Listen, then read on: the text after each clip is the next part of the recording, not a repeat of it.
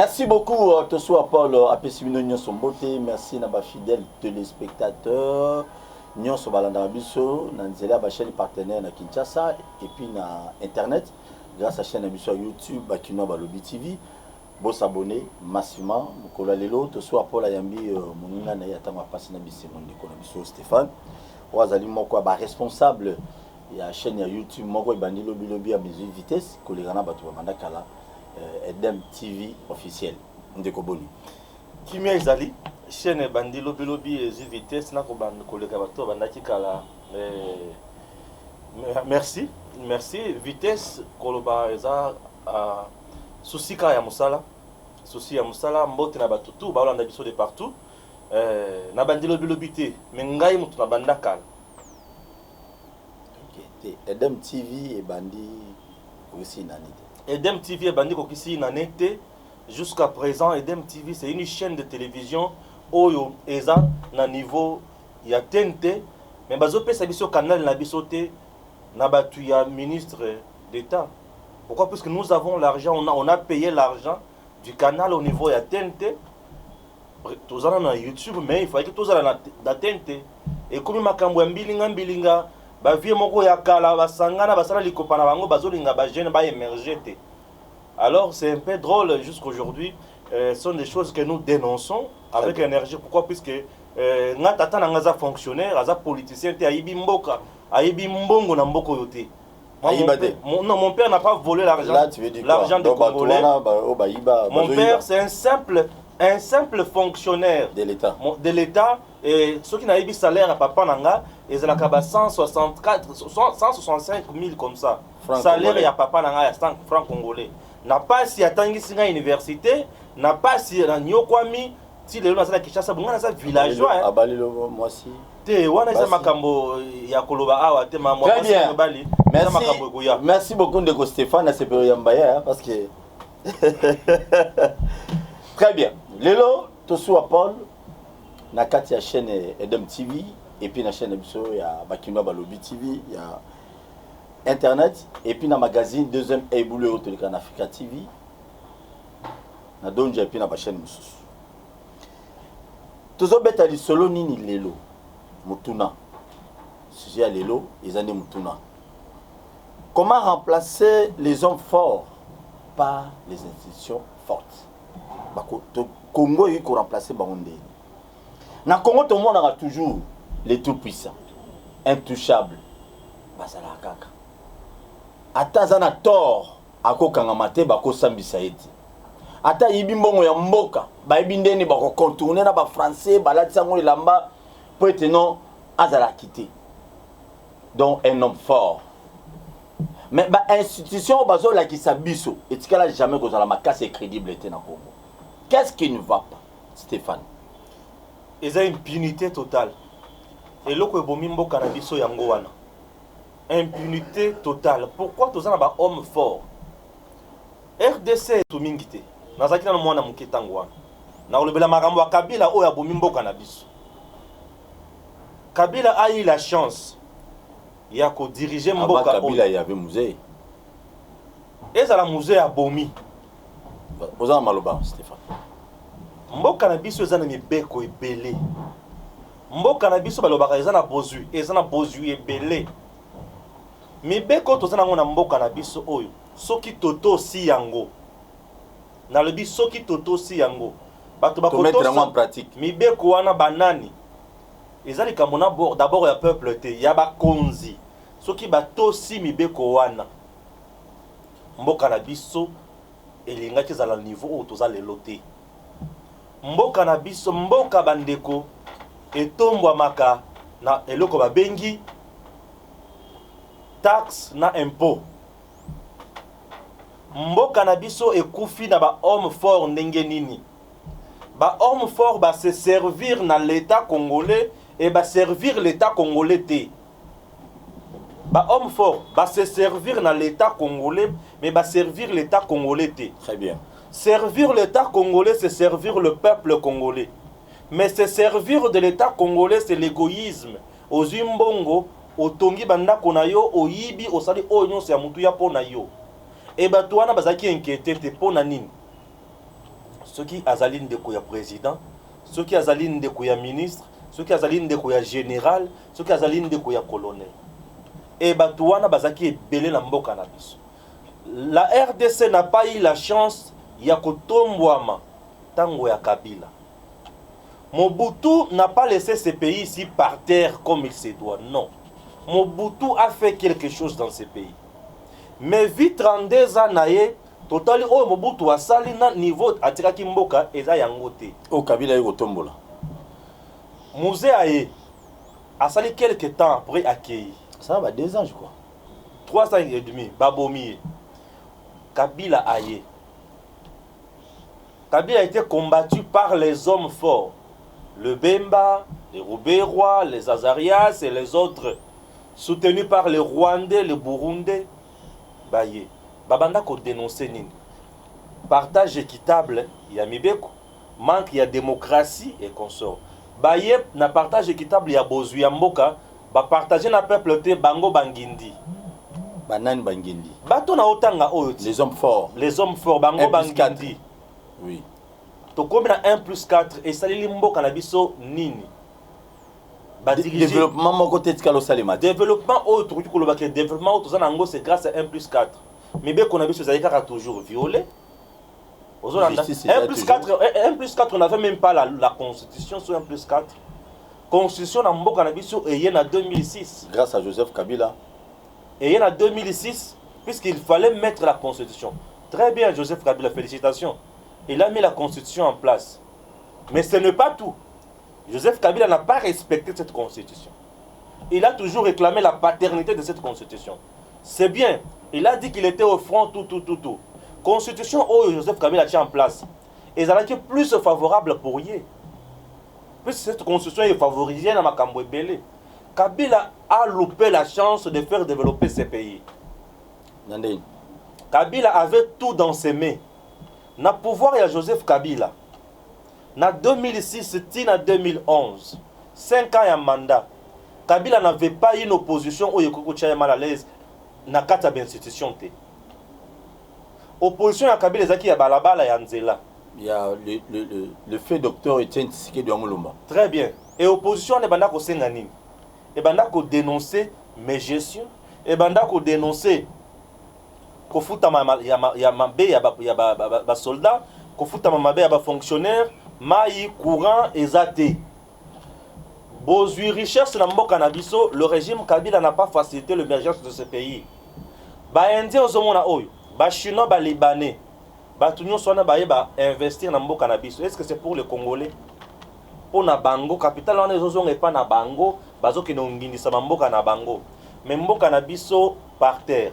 Mon frère, toutes les entreprises que Joseph Kabila a trouvées dans ces pays, ils ont par terre. Ils ont déjà à Okufa.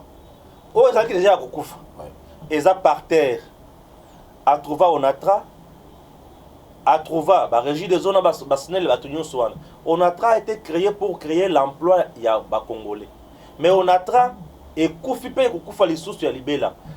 Na ba port, bisika Onatra ko tsala musala tuzana ba entreprise privée. Comment expliquer un pays qui favorise le privé à Bomi, il y a l'État? On a pas consigné. Au Bomi, entreprise, il y a l'État pour favoriser le privé. Pourquoi? Na kemusika na boule, eza wenge. Wenge na nini privé wana tango azoya, eza likelemba pona ngai.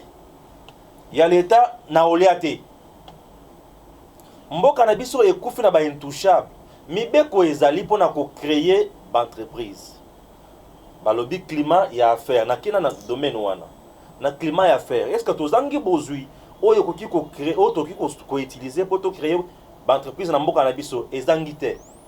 La RDC n'a pas un bateau de pêche tozana mai. La RDC Kabila na ndenga lungwe. Pour na na Kabila a tiki ata bateau de pêche te oyo ya l'état congolais. Mais a réhabilité ki bateau mo kokolo. Itebe kokolo. Escroquerie moko bato baliambo na ba matata na bato kuna ya kosakana te. Itebe kokolo sala soki voyage kami balé soki moko ekiti emati ekiti ekangami. Ti lelo. Oyo ka ngo soso. Budget bambon ebima combien peu? Okolo bango yebango. Mama na mbongo batia ba fanfare awa itebe. bateau wa été. La RDC n'a pas même un bateau de pêche. Qui très bien médiatisé. Nzela ya mai ya mboka na biso ezali exploité te. Qui exploite? Les privés. Et les privés exploitent comment? Avec des balinières, na boy zo sala ngele à tout moment. Na ba hors-bord. Na ba hors-bord. Hors-bord on bazo ba moteur ya biloko leta bazo tcha na ba privé. Otoraki premier ministre alobi tant otaki na Bukangalonza alobi. Bato musu balongola ba pièce ya ba tracteur na nyoso zawa. Ba yo sala on ba bateau na ba hors-bord na bon. Dans le domaine ya mai, Joseph Kabila nous a laissé quoi? Et l'autre côté. Baporo kitoko etongami na matadi. Mboka na biso oyo, baporo kitoko etongami na matadi. Ya l'état. Ya l'état te, ya ba privé. L'état congolais azana nyungo ya Onatra. L'état congolais. L'état congolais. Or, un état a ce qu'on appelle le portefeuille. Le portefeuille, c'est l'ensemble des entreprises ou des établissements créés par l'état pour générer de recettes. Mais si yo l'état, ya yo, ozana ba nyungo ba. Donc ba ministre ba kotia kona banankasi, ba makangu, ba tuna bango, ba kosala n'importe quoi. Les hommes forts, ba entreprise na biso à l'état partager la famille à Joseph Kabila. Eza oyo kuna mama tele mutu simba, kuna bato simba kate. Oyo kuna mutu tele simba, kuna bato simba kate. Oyo kuna mutu tele simba mutu. Ba wana baza ba pire petit ya mutu tele. Ba wana baza ba pire petit ya mutu. C'était ça le pays était partagé comme ça. Maintenant la zone nzela ya mai. Ndeko Paul. Nzela ya mai tozana transport ya biso na mai te. Biso ba congolais tozana transport ya mai te. Société route à l'état transport et ça la raconte te. Transport urbain écoute.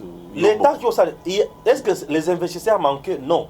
Bato banda koya pona ko investir na mboka na biso, bazo senga bango ba mbongo ebele. Ba pourcentage. Ba pourcentage ko bazo zala affaibli bazo yate. Et ba circuit officiel boy et banda ko zala te. Basali makambo tout ezaki bloqué na individu bazaki fort pour na kosala nini pour na l'état azalate les institutions fragilisées et tant que l'état aza fragilisé ben institution est fragilisée un investisseur sérieux ne peut pas venir s'aventurer pour avoir kambongo na mai non mondela ko ya bongote. Or nous avons ce qu'on appelle le management public. L'état peut manquer l'argent mais un manager ne peut pas dire que je manque l'argent. Un manager peut ne pas avoir l'argent, mais avoir les idées pour créer l'argent. L'État congolais, c'est comme lorsque Dieu vous demande à Moïse. Vous avez quoi, Moïse? Moïse dit que Nzambe, Nazana, Nzete. À partir de Nzete na Yowana, Salanini, Beta na Mai, Abeti na Mai, Mai Panzani. Pour na kopanza bobole ba Congolais, pour na kopanza souffrance ba Congolais, kopanza chômage ba Congolais, qu'est-ce qu'il faudrait faire? Mai yangoana chômage ba Congolais, n'est-ce pas? Mai tozana yango. Mais qu'est-ce qu'il faut faire pour nato mai wana epesa biso mbongo? Mai tozana ngo ezambongo. Pour mai wana epesa biso mbongo, comme biso tozana ba bozui wana te. L'État congolais devrait mettre en place ba initiative, ba projet ou ya co-signer na terme ya. Mais s'il vous plaît. Oui. Ba système ya ba partenariat public ou public privé. L'État congolais peut signer avec n'importe quel pays du monde. Atali mboka nini ezali makasi na kosala ba bateau. Olandi mboka nini eza makasi na kosala ba bateau. Batali mboka oza makasi na kosala ba bateau wana ba bisi bango OK.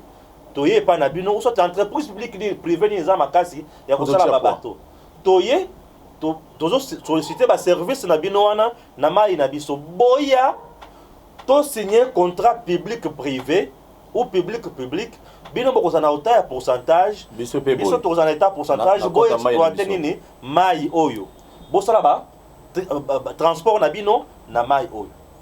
L'État wana eza premier point. L'État peut utiliser ça. Cette entreprise lorsqu'elle va venir s'installer ici, l'État va dire chez moi j'ai autant de jeunes qui sont chômeurs. OK? Autant de jeunes autant l'État et pas nanga nazana bato autant bazali ba chômeur. Mais bato et baza ba chômeur et pas nanga wana. Nazana bosenga yake na entreprise wana okoya nango. Zwa bato ba jeune autant entreprise akoloba. Mais est-ce que ba jeune wana bazana expertise o ya mai alabi OK, le quoi bazana expertise te. Nazo senga yo. Pesanga 2 3 4 formateurs. Baya ko sala bango formation accélérée. L'État peut sélectionner, recruter le jeune, baye basangani, ba former bango babandi musala. Ba jeune wana l'État congolais a gagné sur bango. alongoli bango na chômage. 2 bajeune wana bakofuta impôt sur revenu salaire na bango wana bakofuta l'état osala nini l'état a gagné mbongo kotoyo côté kuna a gagné musala mai ezali utilisé kaka mai wana na point 1 point B même mai l'état peut utiliser ba bateau de pêche wana de pêche esali entreprise ya pêche wana ezwi mbisi wana ekochango na supermarché tokobenga Durci Market.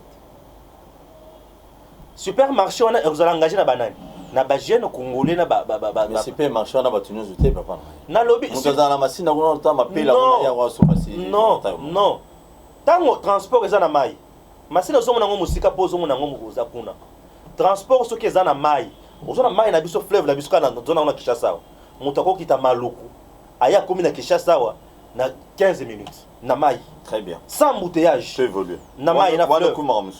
Non, ndema kambo isengeli basala na mboka na biso. E banzela wana, soki nzela ya mai wana. Soki par exemple privé ni mutu azwi place wana, abanda kosaisa transport wana. Il y aura ce qu'on appelle le péage. Yo yepe na bateau na avant ko ta place wana vous payez. L'État peut construire des routes kana Kinshasa. Balobi nzela oyo, po comme un aéroport rapidement. Avant ko ta nzela oyo péage au foot. Congo central Kinshasa, il y a péage non? Il y a l'argent. Barrement réseau matakit. Donc, biloko nyonso na Kabila sali yango te. Kabila détruit le pays. Kabila avait l'opposition. S'il vous plaît. Non, Kabila n'a pas aidé le pays. Le pays avance. Tokena mutu les alipon nga nani na ba détruire ça pays yango ndeni. Nani ngai yango na soloba na niveau ya ba projet na bodi ya boy. Kabila n'a pas donné ça. OK, c'est bon. Yami Bale. Il a détruit. Yami Bale. Wana mai, wana to le beli mai. Na longo na mai. Oui. Na kina ba parc. Na longo na Bale, na kina ba parc. Nous avons ce qu'on appelle économie touristique, éco-touristique. Bateau bazan environnement bayi makambo na olo. Kabila yemo ko sali parc animalier. Wana eza ye ya mo. Zela. La liaison Kabila na l'état congolais. Très bien. Président azana makanisi ya kosala parc na ye bisika bato bazokende et azana banyama ya ndenge na ndenge kuna. Oyebi po mutu soki akoti na kingakati. Na parc wana animalier wana lipa na boudin libanda osuma on a 300 francs na 500 mais là-bas c'est 5 dollars j'y étais naibi na lo makambo ya kosa moto te naibi alors on est privé hein? Et ça privé parce que ba futa pe ba taxe ya l'état yo sur na moto agence taxe za ko futa kinga kati bon non yo kama kabosoluka non pas na zoluka te mais bino pe musu ba accusation bino musu za bolu siko RDC ko za futa ba taxe ya l'état ye kuna za asumi banyama ya yeche mais siko RDC ça banyama naturel tozana ba parc na banyama naturel na lobi ya yeza banyama artificiel te baza pe banyama naturel mais asombi ayachi mais biso tozana banyama o ba botami bisika wana ya ona benga nyama naturel. Mon cher, Rwanda oyo azui aibi ba gorille na biso po kota na parc ya Rwanda po tala ba gorille na biso oyo ayiba chakuna c'est $1,500 au-delà de $1,500. Mais na parc na biso po kota na Virunga wana ba 300 ba 250 ba $400. Vous savez pourquoi? Ba touristes bazo boya okende kuna insécurité na banzela nzela pesate bazo ba Kabila tongi mboka tongi yango a réhabiliter Kinshasa tongi ba prince ko tonga mboka nde yango wana o tie sécurité bisika mbongo kokota nde ko tonga mais au sali mais lui n'a pas fait ça au peut exemple ya zoter na kokoma o est kufa nango zo oyo banyama anga ba policiers on a que les hommes forts dans ce pays lui-même zo pende kuvi zoto banoki na bomwana awa ba mema bino bomona banyama moko danser mais tout ce là nani crocodile monso ya combien d'années et puis ba makako wana tuna baliani balia matembele makako likako lese matembele na fufuni o balambeli bango te oyo bakinda kozwa na wenze na zando à l'époque bageno zo ba fufu tikena ba male wana ba madesu ne bayela ba banyama na biso na zone. Alors oh Nzambe Virunga wana Félix ozana musala osomana na ba parc eza na mbongo mais Kabila a préféré rester un homme fort mais a tiré une institution faible. Parc ce que c'est sécurité na nzela pona ba braconnier bazoya koyiba banyama na ba milice bazo kende na bazamba wana pona ko empêcher bato ba ba touriste puisque ba touriste moko bayaka ba kena virunga wana bazui bango en otage poni ba miliciens bazui ba bakangi bango en otage bo pesa biso mbongo pour tout libérer puis po ba yebiki bango ba mbongo na parc tala parc ndenge ko tsaka mbongo un touriste lorsqu'il quitte avant quitter na mboka na yazo ke na UNESCO so yebisaki na RDC toza na parc boy na parc tel ceux qui ozoluka eloko boy okutango na parc boy ba pesier information les razo ya kiti na Congo tango azokita na Congo bénéficie na go pass tout le monde a bien côté kidnappé yeba na touriste akiti na Congo bénéficier go pass akiti na Kinshasa to akiti na province wana akokota na hôtel ya province wana ou soit ceux qui parc et lobi na mbongo oyo bato bakotisaka ngai soki bato bakiti na aéroport destination parc na nga na aéroport wana naza na hôtel naza na restaurant okiti okoti na restaurant wana c'est autant d'argent parc etongi na mbongo ekotaka batongi le batongi kuna le bato bakota kuna bakota na transport lisusu ya parc bus ya parc bis ya parc memie wapi na parc bis on est sécurisé par les agents ya parc ba benga ko bangana oui ba bango bato baza na kati ya parc ba nani ya parc ba agent sécurité ba éco garde ya parc on les appelle les éco gardes les éco ba na bateni na bango mo je crois kaki sur maintenant les éco gardes là ba na nyoso ils SSN bien sûr naï mambwana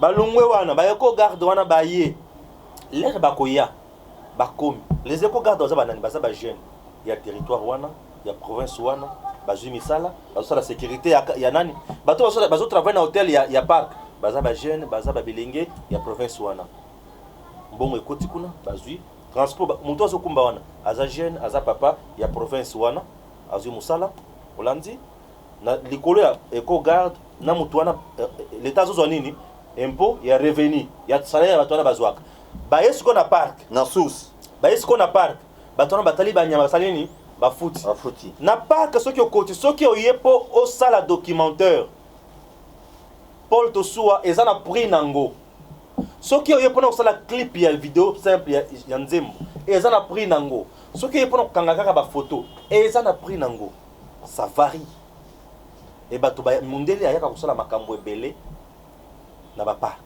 ayasala biloko là c'est des millions c'est des millions mbongo kina mbongo soki ekoti bongo l'état ne mutu azozwa yango puisque baparc eza na service eza na ministère de l'environnement environnement eza na organe technique na yo oyo babengi ICCN direction na ICCN wana déjà on n'a pas Oumele bon c'est un monsieur que je connais bien je ne vais pas parler de lui mais c'est un homme de Dieu aussi non lui il n'est pas comme Denis Lessi non wana kutobe ko beta masolo na Denis c'était parce que lui c'est un homme de Dieu prophète wana à cause ya que présent azana na entourage na nani na mutu poison c'est là où personne kanda Paul c'est bon c'est ça va te le biga parce que retirer non na ligne ko ba makambo Costa non ce monsieur là pour moi c'est un papa je ne vais pas entrer dans un pour moi c'est un papa j'ai travaillé aux côtés de lui j'ai travaillé comme Soussou tu veux défendre des bateaux défendre pour moi c'est un papa faible mais on a que les hommes forts je ne vais pas entrer dans ma gestion mais ce que je sais c'est un monsieur intelligent dans des millions et quand on a pas parc wana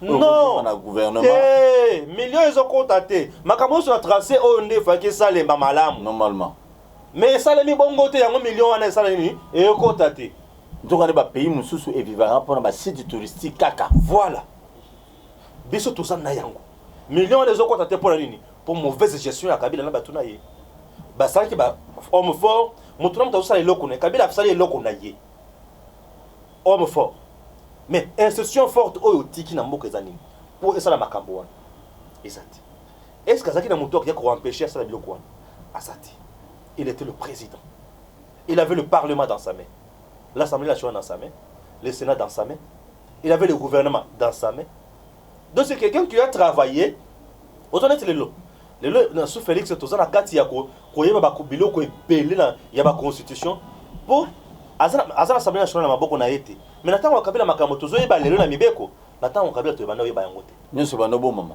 nanya koloba yango ndeo be mina kuna koloba ke je vais mettre à mal Kabila problème là. Dobo chap. On va déstabiliser le pays. Est-ce yo so yo Canada Kabila mutolo bon. Yémé à l'Obagi. Yo so yo Kamakamoa Kabila. Très bien, tu évolues. Alors, Babilo Kouana, il croit que Salema, Mbo Cannabis, les 18 ans de Joseph Kabila, c'est la destruction totale de ces grands pays. Il a mis les pays à genoux. Oh, Félix Alina construit. Maintenant, Félix veut construire ces pays. Kabila a mis ces pays à genoux, maintenant Félix veut construire ces pays. Dès au monde que, moi je n'ai pas. Donc le système, il y a un système comme ça, individu, tu as un bongo, l'État congolais m'a passé. On l'a dit. Oh, l'État congolais n'est pas ça qui va à la bongo. Mais bango, comme ton bongo, l'État congolais m'a passé. Aujourd'hui, Kabila c'est un baron. Tout va travailler dans Kabila, ce sont des riches.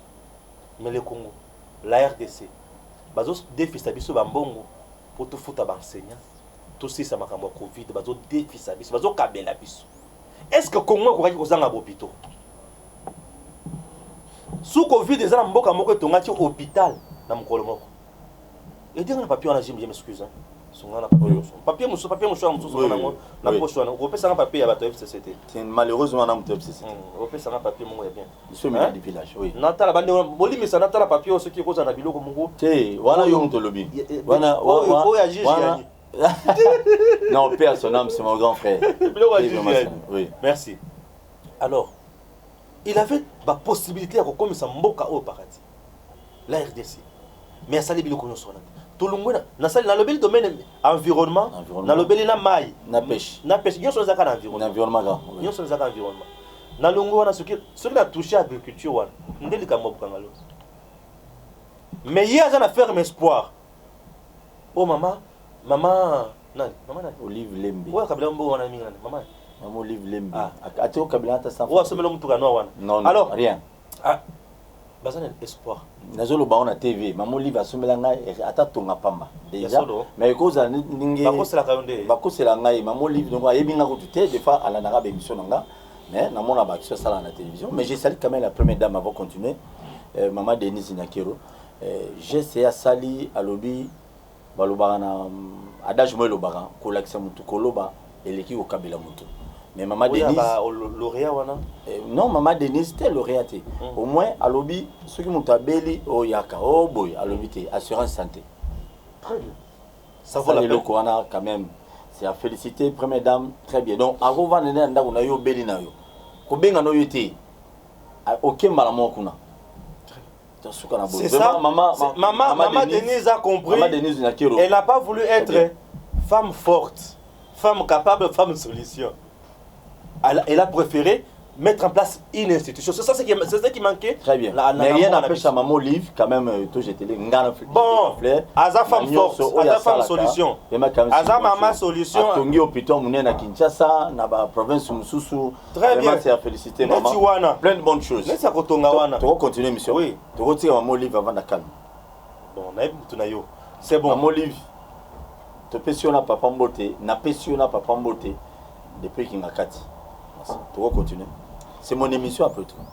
Ngape nazo malobana ngambe mutuna lo. OK, vas-y. Poso na boy na ngaya to. Té, ngala lo boya té, mais ngala lo biboye ke na pesi Maman Olive na papa. Bon na kopekisa bon na kopekisa ba pesa mutu. Tatanga na kopesa papa Joseph Kabila. Joseph n'est pas mon père. Monsieur non, na signe politesse. C'est na signe politesse monsieur Joseph Kabila. OK, excellence monsieur le président honoré. Pour quand même attendre. Est-ce que vraiment j'ai dans vraiment cause la moi théâtre n'a pas té mais quand même bon na cadre na zaki président de la République. Il y a lobby. Naza mwana Congo ya zaki papa ya Congo mais a détruit. Au groupe ça peut Alexis Tambombo tes a problème peut kotangela ngambo. Obe mina ko kolutu no biso groupe c'est nga wana bango kotangela ngambo. Wana na boy. Bon, je vous salue. Wana na boy. Toko bon Janine Mabunda. Nani? Tu vas continuer. Ça maloba. Nazaki na domaine mususu. Naki na domaine il y a agriculture. On a connu, ce pays a connu de méchants, des extraterrestres, des gens qui ne veulent pas le panissement de ce pays. Vous avez un bon cannabis. Biso toko tia ba diamant à côté, toko tia ba or à côté, ba cuivre, ba cobalt, ba boy. Tozi kaka mabele oyo. Tozi kaka mabele. Toko kiko tonga mboka oyo comme loko mosusu. Aux hommes, même projet dans le bac, na makamwa mai. Toki na bilanga. tosali bilanga Bokanga Lonzo kutu. C'est rien. Un projet où il répondant à la vision nanga c'est Bokanga Lonzo. Parce que moi, ma vision les a que comment aider ces pays qui les bosso bilanga eloko ya mutu ya na mboka na biso. Tozana mabele oza très riche. Mais bazwi mbongo ya bilanga balié. Soki bino mozo koka kosala bilanga te. Bobengisa bato mosusu baya basala bilanga na sika na bino. Bo pesa bango marché bo kabola ba part.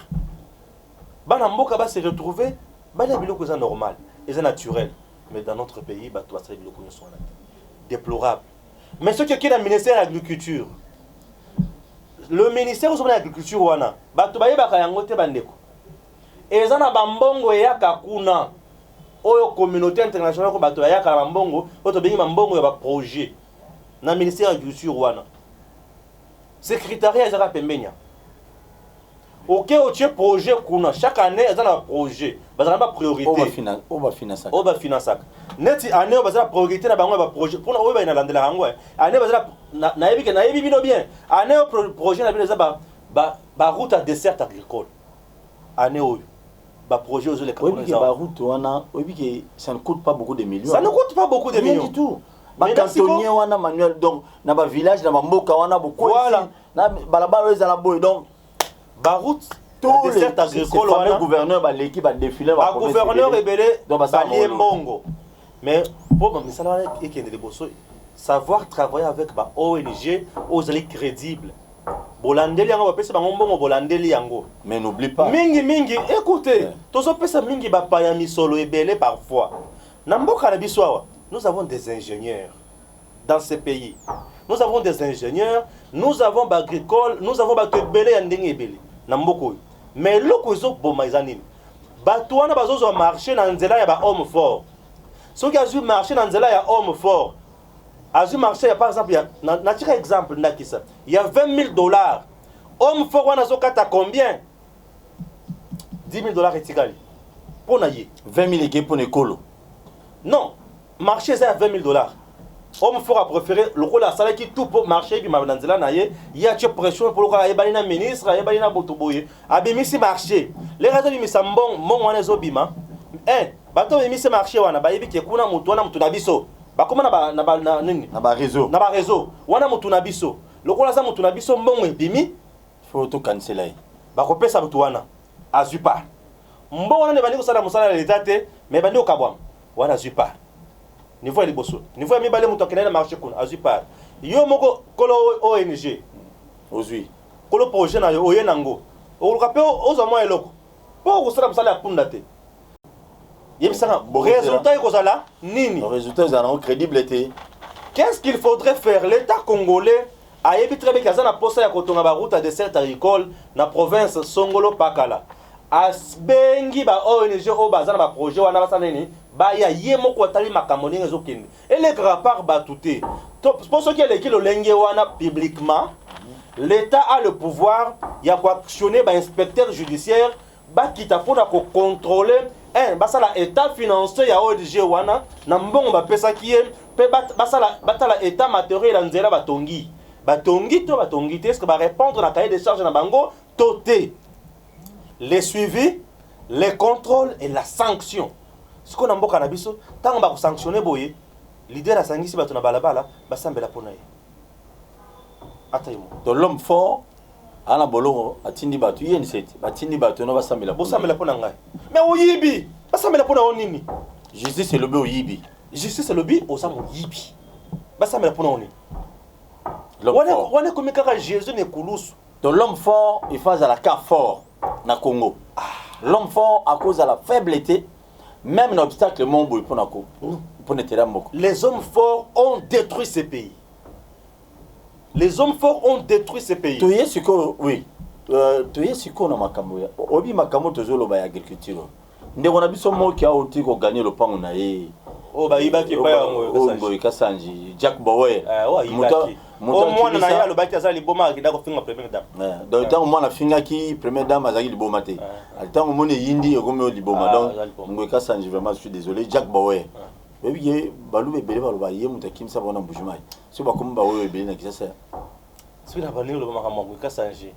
bazala passe mingi ya kotala la tango ya campagne électorale ya mokonzi mboka Félix Tshisekedi le président génie la bénédiction de ce Congo a quitté l'aéroport pour qu'il ne fasse la campagne mbala liboso na mona batu na tarmac avion ezo denda ezo kende batu ba olanda avion plein ya modèle batu ba olanda avion bakoma na tango ya campagne mwana moko ya mobali azo sala propagande na ye ya Félix Tshisekedi à l'époque il était candidat babeti masasi mon cas sans gouverneur nazana pasi mingi ya batu neti ba wana je ne vais pas dire que c'est lui ngana le bité qui est mon candidat qui est quoi mais na rien na ye na tango ya province wana il y a eu beaucoup de bavures au lelo ce que to le belayango ba et comment au acharnement aujourd'hui ce que dans le bien banda ko sala gestion ya mutuna muto banda ko répondre faut rappeler les ébrouilles les diamants moko oh ce qui mutu moko boya yaka na diamant alobi ke babomaki mobali na ye ye tango yoka le kambwana lokola ki homme fort Jacques Boé a fourni les airs et ko ba senga pardon. C'est ça les politiciens congolais. Les hommes forts. On dénoncer les hommes forts. Atenelo batunaye ba yiba, ba betayo, ba kangayo ba bomayo konso. Ngai ko tout ce qui oyela yoko bomangai. Malédiction tina 4e génération. Ah, Jacques Boé. Maintenant bougement est vraiment niveau temps ba ba bengani na ndako. J'ai des camarades là-bas ba c'est peli. Mais moi na ya lobaki ma papa na za millionnaire. Moi na ya lobaki papa na za millionnaire. Okoza na mbongo. Mais si vous avez un kimiaté, ça vaut mieux que de papa est un millionnaire. Est-ce qu'un millionnaire peut pleurnicher une parcelle? Non, on l'a dit. Un millionnaire peut pleurnicher une parcelle. Mais au moins, moi qui a, à l'actif sur exemple, à la qui s'habille sur exemple, étant deux cola awa, na Congo, café, et ben non, produit le monde belé, et ça là, mon boutiste est belé, bah ça n'a mon peu belé, bah il va petit. Exemple, moi qui a, banda qu'on soit mon cas sans jour, mon non soit dans la café. Quand on paye, dans le moment où ça a succès, étant obligé de faire la monnaie, quand on était comme terriblement ici, battre plus de nous sommes quand on a Congo, côté Kenda, te éviter. Est-ce que les hommes forts d'hier, au bino batubozolo babolingi Congo, il y a chaque jour, Stéphane, nous avons conscientisé le peuple congolais. Les hommes forts, balingi bakoufa toujours fort. Les hommes forts, balingi bazala toujours fort. Les hommes forts, kolingaka jamais mutu na bango ko yanase. Pourquoi? C'est parce que yebi le moment. Azalaki na ba faire, asalaki ma bébé, le soir comme faible. Preuve tozo lobango ikasanja, akotamula l'aise tena Kinshasa. Ngana to kotamula makolo, mais kotamula makolo te. Mais Denis Kamba kotamula makolo. Denis Kamba il va circuler calmement, que ce soit la Canada, que ce soit ici. Mais Ngoï Kassange, je ne suis pas sûr qu'il peut sortir même de chez lui. À Tamboli sans policier. Les hommes forts de ce pays, vous, le peuple qui nous suit, que ce soit d'ici ou d'ailleurs, vous soutenez les hommes forts aujourd'hui. Ces hommes forts vous invitent dans l'activité na bango. Boya bolatel bango polo. Boya bosali boy. Bo beti maboko bo sanzoli boneto li bango. Bazo se servi na bino bo escalier na bango. Na kolemba kolobati. Ces gens, les hommes forts d'hier, oh Stéphane Azoloba, bah se servi na bino tamulaï. Donc nous le peuple, toujours la pauvreté moko énorme. Bango voit même dans ma makamou na bango, baza bien tilelo. N'ako rappelé le moko ndeko. Il y a un monsieur, un homme fort parmi les hommes forts de ce pays. Il y a un homme fort à des femmes bon na FPI qui $1 million. À qui n'a reçu la likangu na endako. Likangu il y a 18 ans. Tout ça les jonction ngana est-ce qu'on a un restaurant moko mouné na mbogo yo. J'étais en culotte, c'était un certain samedi, je crois, si je ne me trompe pas. Napolo est à présent. Félicitations, président de la République aujourd'hui. Ben, investisseur allemand, Bazoya pour la Kotonga Bandela, tout. Félicitations. Il y a un chinois. Non, c'est un problème d'intérêt. L'État, il y a Kabila, chinois, il y a chinois, il y a chinois. Les privés commissionnaires chinois. Chinois, les privés commissionnaires chinois. Oh, il y a un Kabila. Si comme Kabila, parce que Kabila avait un système. Le système de Kabila, ses potes et le peuple après. Le peuple va miette. Oh, le système, les gens à Kabila, on va détruire Kabila. Kabila était tellement. Des fois, Kabila, non. Parfois, il était bon. Mais il va utiliser la bonté, il va abuser. Et là, il n'y a pas Kabila sanction. Kanga Batu, aux autres, la mission. frapper bato ozotala na miso papa olingi no juste. Très bien, chef de l'État. Mokonzi oya yebi bakanga ye oya yibite ba promouvoir ye. Il y a la sanction positive et la sanction négative. Alors, dans mboka na biso, tozali na bosenga, il y a un partenariat public-privé. Nous avons beaucoup de secteurs. Aujourd'hui, félicitations, dans le secteur de transport, wana, longo ya déjà. Dans le secteur de l'agriculture, mokonzi. Non, ba allemand na ba kotonga banzela, ba belebele, ba train koso. Voilà banzela bien. Tout ça c'est le résultat. Ouais. Le président Félix. Moi, je suis Stéphane Balamon qui soutient vos vertus, vos valeurs et votre vision. Je l'ai toujours dit, je suis le journaliste du changement. Oh, nous allons être traité. Nous sommes journaliste du changement. Alors, je suis la critique positive de la société. Tant que vous avez la mabe, vous avez la ndeyo mokonzi.